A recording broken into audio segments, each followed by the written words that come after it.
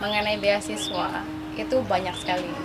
Jadi saya berkali-kali itu sering bilang sama mahasiswa bahwa kompetitor Anda itu bukan orang lain, tapi Anda berkompetensi dengan diri sendiri. Assalamualaikum warahmatullahi wabarakatuh. Selamat pagi. Jumpa kembali kita di Lapsa TV bersama saya sebagai pembawa acara Agus Ismansyah dalam segmen Mengejar Mimpi ke Luar Negeri. Bersama narasumber kita di pagi yang berbahagia ini ada Bunda Profeka dan Kak Ida yang merupakan alumni dari luar negeri. Bunda Profeka merupakan profesor termuda di UIN Araniri, sedangkan Kak Ida merupakan dosen di Fakultas Psikologi dan merupakan alumni dari Malaysia. Mungkin segmen pagi ini kita bisa share, saling bertukar informasi mengenai bagaimana mengejar mimpi dan mengejar semangat ekonomi. Mungkin Bunda Profesor, sebelumnya kita sebagai mahasiswa kami juga pernah mendengar tentang quotes tentang cita-cita Jangan hanya sebatas cita. Iya, itu gimana itu maknanya maksudnya? Ya. Terima kasih Agus. Jadi memang pernah ketika mengantarkan Agus dan kawan-kawan pertama sekali waktu itu ke luar negeri, saya kebetulan saat itu masih menjabat dekan ya di Fakultas Psikologi UIN Araniri.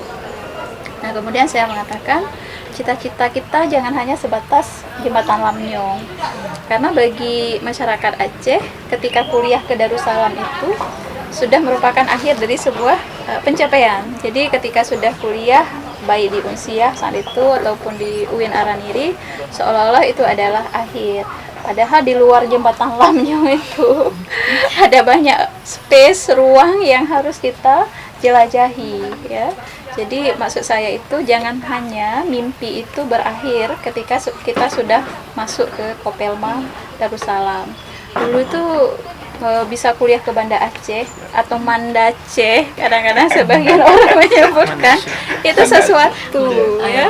Nah tapi sekarang tidak lagi. Kalau hanya sampai berakhir mimpinya setelah jembatan Lamnyong Kopelma Darussalam, padahal dunia itu luas sekali, kasihan sekali apalagi dengan kecanggihan teknologi sekarang ya, yang pasti akan sangat memancing-mancing kita untuk kemudian merangkai mimpi. Di samping itu juga fasilitas itu perjalanan, tiket murah dan sebagainya yang sangat mungkin membuat kita itu bisa ke luar negeri. Satu hal lagi, kalau kita itu sebagai mahasiswa, fasilitas beasiswa yang sudah ada di mana-mana. Aceh sendiri kan punya beasiswa yang dikelola oleh pemerintah Aceh. Dulu waktu saya misalnya itu tidak ada. Jadi kita berkompetisi itu memang secara nasional atau bahkan internasional, ya. Nah, tapi sekarang sudah ada beasiswa LPSDM atau dulu namanya Komisi Beasiswa Aceh KBA. Kemudian kalau di tingkat nasional ada LPDP. Belum lagi setiap negara juga memiliki skema beasiswa tersendiri. Misalnya kalau Australia dulu waktu saya namanya ADS ya, Australian Development Scholarship. Kalau sekarang itu kayaknya Australian Award Scholarship ya, seperti itu. Namanya berubah tapi ya itu juga. Intinya adalah bahwa kesempatan kita untuk keluar negeri itu banyak sekali. Jadi kalau mimpi kita hanya dirangkai untuk sampai ke Kopelma Darussalam melewati jembatan Lamnyong terus selesai, padahal kita masih muda, punya energi, punya fasilitas yang ada di sana, walaupun harus berkompetisi, ya sayang sekali. Menurut saya seperti itu. Makanya itu sebagai pancingan untuk memotivasi terutama sekali kalian sebagai mahasiswa yang masih sangat muda-muda. Karena kalau kita mau berbicara dari sisi agama sekalipun, kita kan disuruh menuntut ilmu sampai ke Cina. Iya. Cina loh. Jelas-jelas kan kalau kita membaca sejarah ya saat itu juga Cina bukan negara bukan negara muslim. Tapi mungkin negara yang sudah memiliki peradaban yang jauh lebih maju dibandingkan kawasan-kawasan yang lain, ya kan? Nah, sampai akhirnya Nabi Muhammad berpesan belajarlah, menuntut ilmu lah sampai ke negeri Cina. Cina. Jadi ya begitu memang spirit yang harus kita bangun. Ya walaupun kalau misalnya dalam quote saya itu saya katakan jembatan Lamnyong karena kita familiar dengan jembatan yang sangat terkenal itu gitu ya. Kalau sudah lewat jembatan Lamnyong artinya kita udah masuk Darussalam. Tapi ya mimpi kita jangan berhenti di Darussalam. Begitu Agus. Makasih Bunda. Mungkin dari Kak Ida, Mau menambah? menambahkan pengalaman gimana mungkin rasa semangat ketika kita sebagai dari daerah terpencil mungkin ketika belajar di luar negeri, mungkin salah satunya di Malaysia, di negara maju. Ini sambung dulu cerita dari Prof tadi kan. Ya. Kenapa sekarang motivasinya tidak boleh berhenti sebatas yang sangat limited itu. Sekarang tahun 2020, sudah mau tahun 2000 pertengahan ya. Nah kalau misalnya dulu ketika Prof mulai mencari semangat sekolah lagi, kemudian ketika saya itu mulai mencari itu 10 tahun yang lalu, 5 tahun, 6 tahun yang lalu. Nah apalagi sekarang setelah di tahun 2020, cita-cita itu kalau memang mau dimaksimalkan lagi, di-extend lagi di luar dari daerah kita, itu adalah fase yang bukan hal yang terlalu besar lagi, sama seperti Prof bilang. Jadi kalau dulu kami, saya sudah bilang seperti itu Prof ya. Kalau dulu kami pernah bermimpi dengan susah payah, mungkin sekarang mimpinya agak susah, atau tidak susah lagi, karena beasiswa banyak sekali. Kemudian komunitas yang sudah pulang dari luar itu juga banyak. Jadi kalau dulu saya mau jumpa yang dari luar negeri itu sulit. Jadi itu mungkin triknya ya. Jadi tetap fokus pada bagaimana kita kemudian sekarang fasilitasnya itu banyak. Tinggal lagi melihat kiri kanan, nyari grup yang bisa mensupport. Nyari orang-orang yang bisa memotivasi dan kasih jalan. Jadi meskipun misalnya tadi ada Agus nanya, kalau dari daerah gimana? Nah, kan ini ceritanya sudah sampai di Banda Aceh ya. Ketika sudah di Banda Aceh, maka resource-nya banyak sekali. Jadi emang harus cari orang-orang yang kemudian bisa memberi jalan bagi mereka yang merasa kayaknya kok nggak mungkin ya. Nah, gitu. Apalagi tahun ini. Nah, mungkin itu. Mungkin dari teman-teman ada yang ingin ditanyakan?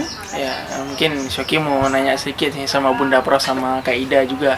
Tadi Bunda Prof ada menyentil sedikit di bagian beasiswa, dimana kan mahasiswa sekarang tuh kalau mau ke luar negeri yang untuk memudahkan jalannya yang paling besar adalah beasiswa. Jadi yang mau Shoki tanya, apa kira-kira tantangan anak muda nih dalam meng-apply beasiswa tuh biar mudah? Kira-kira apa yang harus disiapkan untuk kawan-kawan ini mau ke luar negeri? Karena kan persaingannya tentu banyak juga orang lain. Mungkin kalau kita nggak tahu kuncinya, kita bisa berkali-kali coba gitu. Kira-kira kuncinya apa, Prof, untuk bisa beasiswa tuh? Ya, terima kasih Shoki. Jadi ini barangkali menjadi pertanyaan ya bagi semua mahasiswa yang menyimpan mimpi atau anak muda yang menyimpan mimpi untuk sekolah atau kuliah ke luar negeri kan. Tapi memang sebelumnya saya ingin mengingatkan kita juga bahwa tidak selalu kita ke luar negeri itu harus selesai dalam bentuk pendidikan yang bersertifikat ijazah. Ada juga kesempatan-kesempatan short course ya, training ya. Atau ada juga seorang anak muda yang memang tertarik untuk mengeksplorasi luar negeri, terus membuat berita seperti wartawan, jurnalis, ya kan? Oh ya mungkin kalian juga kenal ya, reporter. Ya, itu sesuatu juga. Kemudian nanti tulis buku. Nah itu ya. Jadi untuk memberikan opsi ada banyak cara untuk mengejar mimpi ke luar negeri, tidak hanya dengan kuliah, karena kuliah itu kan cukup lama. Kadang-kadang ya minimal setahun lah kan, kalau S2 itu ya. Karena ada program S2 yang Master by Coursework itu kan 1 tahun gitu ya. Oke, sekarang kalau kita bicara kuliah rata-rata terus terang ya, sulit sekali ya secara umum bagi masyarakat kita untuk bisa membiayai sendiri. Pertama karena kurs nilai mata uang kita itu kan lebih rendah, terutama kalau kita memang kuliah di negara-negara yang secara perekonomiannya lebih maju dan kurs mata uang mereka itu lebih tinggi daripada kita. Ya caranya pasti melalui sponsor beasiswa. Tapi beasiswa itu beda dengan beasiswa ADB, ayah dan bunda. Mereka itu nggak ada kompetitornya, kita sendiri bisa dapat kapan aja, paling bersaing dengan saudara sendiri. Ini kan tidak, orang kan tidak, misalnya begitu Agus datang, aduh kasihan anak ini langsung kasih, kan tidak. Mereka harus punya persyaratan yang kemudian ada sebuah keyakinan bahwa ini kita kasih ke orang yang tepat dan dia tidak akan gagal, ya kan? Kan tidak mungkin dikasih kepada orang yang tidak memiliki kualifikasi bahasa Inggris TOEFL misalnya kalau di negara yang bahasa Inggris atau IELTS, ya kan? Ya makanya kalau misalnya kita lihat itu persyaratan beasiswa itu pasti akan ada persyaratan bahasa itu pasti ya. Jadi kalau kita mengatakan ingin kuliah di luar negeri tidak belajar bahasa sama sekali itu nonsens. Tidak mungkin ya. Jadi persyaratan bahasa ya. Terus kalau misalnya mau di ini lagi nanti akan ada persyaratan misalnya IPK, GPA-nya berapa minimal. Ya, karena itu kan nanti yang memastikan kita bisa nggak sih berhasil. Kalau misalnya Nasakom nasib 1, misalnya kan itu bagaimana ya misalnya ini kan kita bicara untuk ya lucu-lucu aja, tapi intinya adalah bahwa kalau misalnya memang secara GPA atau IPK itu sangat rendah, mereka khawatir nanti si calon penerima beasiswa ini tidak akan mampu berkompetisi dengan yang lain di kampus di luar negeri. Nah itu hal yang lain. Terus persiapan bidang pengetahuan juga, misalnya kalau S2 atau S3 risetnya itu dari awal sudah harus jelas, terutama sekali S3 risetnya mau meneliti tentang apa. Jadi di samping ada persyaratan TOEFL misalnya tadi atau kemampuan bahasa, terus batas GPA IPK juga ada proposal. Proposalnya itu kalau beasiswa tertentu memang dilihat ini kajiannya memberi manfaat nggak untuk negaranya. Misalnya skema beasiswa itu memang sudah menentukan bahwa orang yang diberikan beasiswa nanti akan kembali dan berkontribusi untuk pembangunan Indonesia misalnya. Nah dari situ sudah mulai ada hal yang harus dipersiapkan secara matang, yaitu proposal ya. Makanya kalau untuk tingkat lanjut itu kadang-kadang kita perlu berkomunikasi dengan calon pembimbing, prospektif supervisor yang ada di kampus yang ingin kita tuju.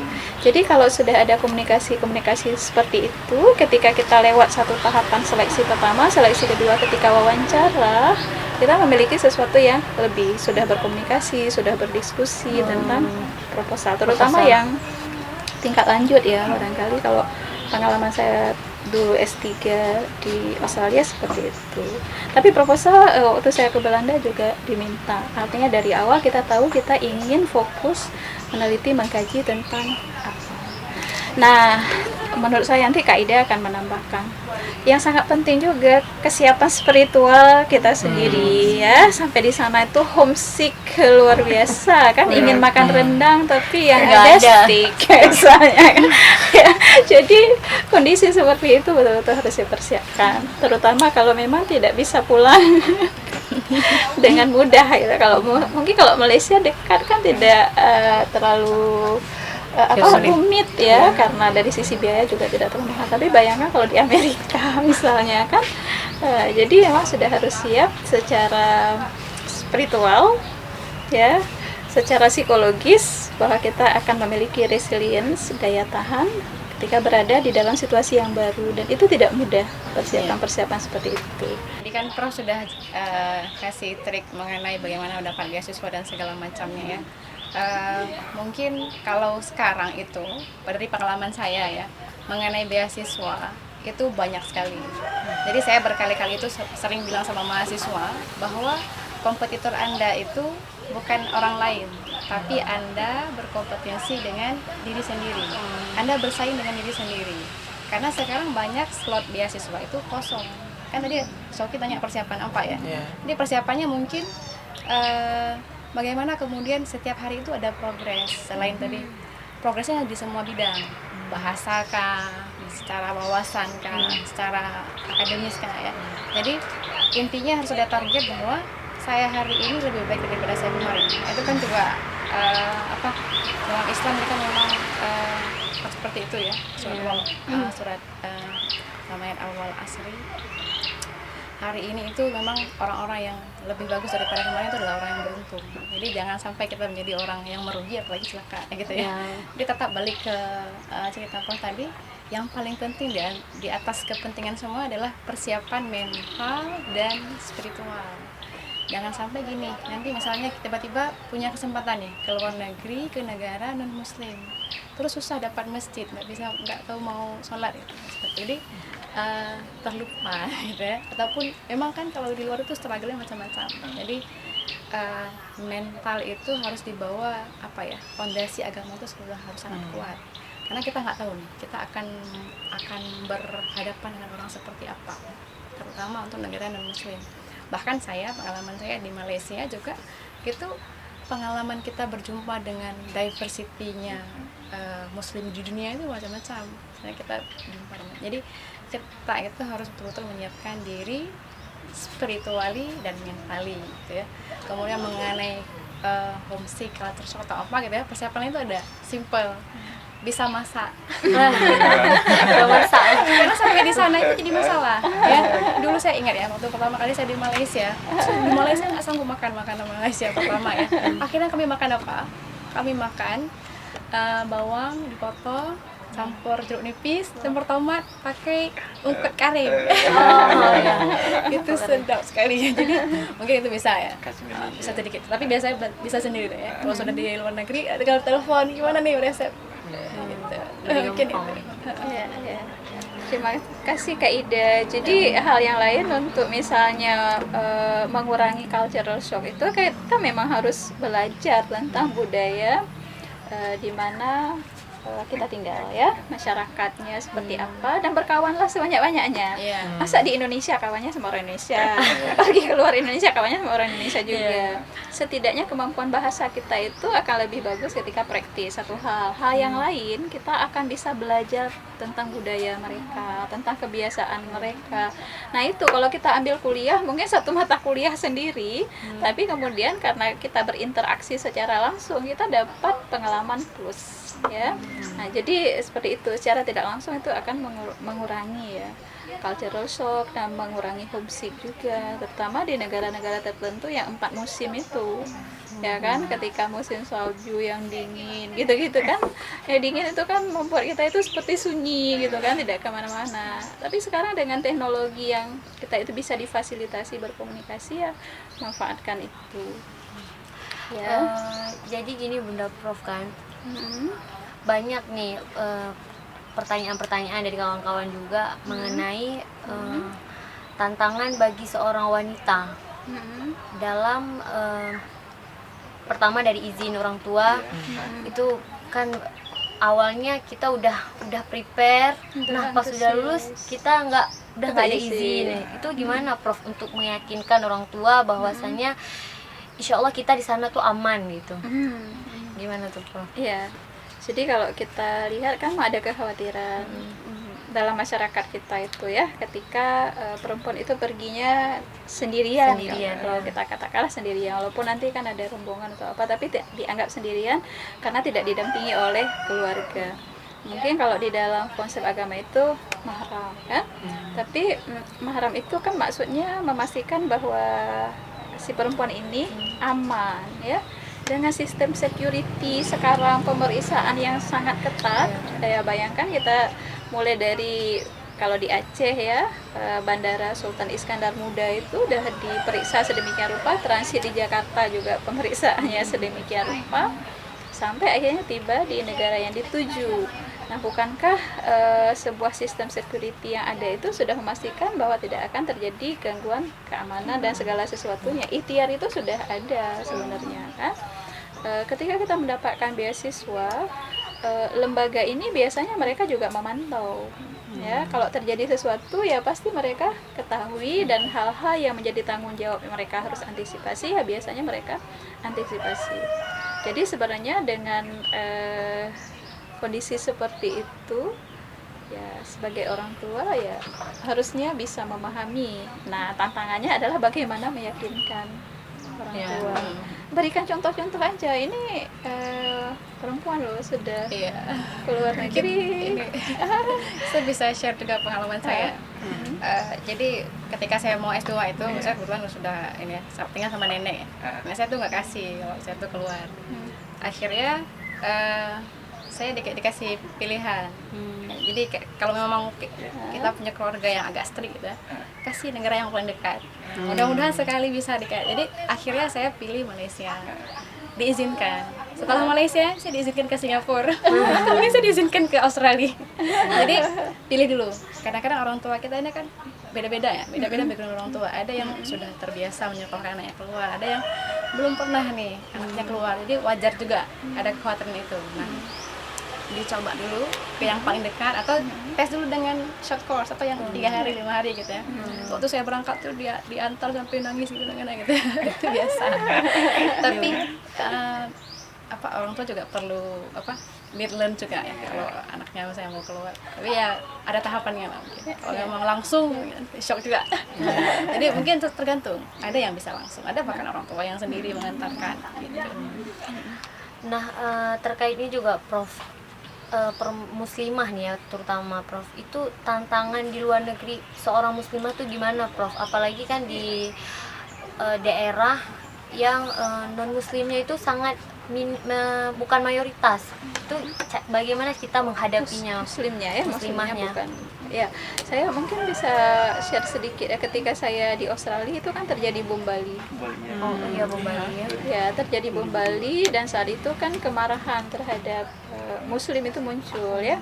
Sehingga ada yang sampai akhirnya menargetkan orang-orang yang menggunakan hijab, berjilbab gitu kan, karena dianggap bahwa inilah kelompok orang yang membuat terbunuh banyak sekali orang-orang penduduk negara mereka saat itu. Nah, saya melihat itu tadi bahwa ketika kita misalnya ya sudah berada di sebuah sistem yang sudah sangat bagus, ya kita juga akan dilindungi oleh sistem itu. Ya, termasuk misalnya saat itu kami dikirimi surat oleh organisasi beasiswa bahwa Anda adalah tamu di tempat kami dan tidak ada, karena ada yang bilang disuruh pulang tuh ke negaranya sendiri dan sebagainya kan. Anda ada 2 kali bom Bali dengan pengeboman kedutaan besar Australia di Jakarta saat itu. Jadi dalam kondisi-kondisi seperti itu, afiliasi identitas kita kadang-kadang memang tidak menguntungkan misalnya kan.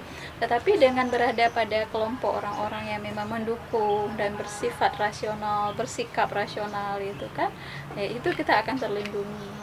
Nah, yang penting kita meyakini bahwa selama kita tidak berbuat hal-hal yang mengganggu ketertiban dan lain sebagainya, harusnya kita bisa dilindungi oleh hukum di negara setempat, ya kan? Karena ini tadi agama itu kan adalah sesuatu yang sudah memang pilihan dan harus dihormati dan dihargai. Kita masuk dalam budaya masyarakat manapun, ya harusnya diperlakukan seperti itu. Ya, faith itu sesuatu yang memang adalah pilihan orang itu dan itu harus dihargai dan direspek. Ketika kita misalnya meminta izin untuk melakukan sholat dan sebagainya, gitu kan, tinggal bagaimana mengkomunikasikan, ya seperti itu. Jadi tidak, menurut saya walaupun ada kadang-kadang situasi yang seperti saya jelaskan tadi, harusnya ya memang dengan sistem security, penegakan hukum di sebuah negara dan masyarakat, kita bisa terlindungi selama tidak melakukan hal-hal yang mengganggu. Kalau pengalaman saya sebagai muslimah ya, di negara non muslim itu saya pernah ke Australia dan ke Macau, sekali ke Hong Kong, Singapura juga ya. Tapi karena saya nggak terlalu lama di sana, mungkin tidak punya pengalaman yang kalau direct experience.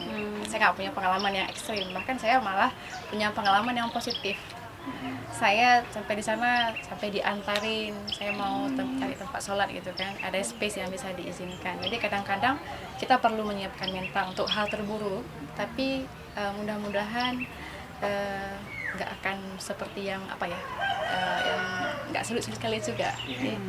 Karena kalau di luar itu kan orang lebih free ya, lebih apa istilahnya, apalagi negara individualis, nggak terlalu ya mereka menghargai kita pakai jilbab, kecuali yang tempat-tempat yang memang kayak Islamfobia, jadi harus tahu dulu nih mana area-area yang agak sensitif dengan Islam. Tapi mostly saya rasa nggak ada masalah. Bahkan cerita teman-teman saya yang pernah di negara yang semuanya non-Muslim juga sama, nggak punya banyak masalah. Yang penting seperti tadi, cara kita bagaimana mengkomunikasikan. Iya. Oke. Ya. Oke, jadi memang ada beberapa hal yang harus disiapkan. Itu bagian dari persiapan mental juga kan, termasuk misalnya kondisi mencari makanan halal yang sulit, gitu ya. Tapi tadi udah ada tipsnya, bisa memasak. Ya. Sama. Dan ada mungkin nanti kita bisa bahas secara lebih khusus ya tentang mencari makanan halal ini. Tapi intinya adalah bagaimana kita mempersiapkan diri. Semakin matang persiapannya itu semakin bagus, karena perencanaan itu kan setengah daripada action ya, yang harusnya memang akan kita lakukan ke depan. Tapi sekarang dengan perencanaan itu kita bisa memastikan ini resikonya apa, ini antisipasi yang harus dilakukan. Jadi intinya adalah perencanaan dan persiapkan sematang mungkin. Begitu. Terima kasih Prof, terima kasih Kak Ida, dan terima kasih teman-teman ya semuanya. Kita sudah sampai di segmen akhir ini, yang mana mengejar mimpi ke luar negeri. Tentu kita sudah dengarkan berbagai tips dan berbagai hal-hal yang harus kita siapkan ketika kita keluar negeri. Semoga teman-teman menambah inspirasi di segmen kita kali ini. Ketika ada pertanyaan ataupun hal-hal yang kurang, bisa teman-teman tanyakan di kolom komentar bawah ini. Oke, kita tunggu di segmen selanjutnya. Assalamualaikum warahmatullahi wabarakatuh. Waalaikumsalam warahmatullahi wabarakatuh.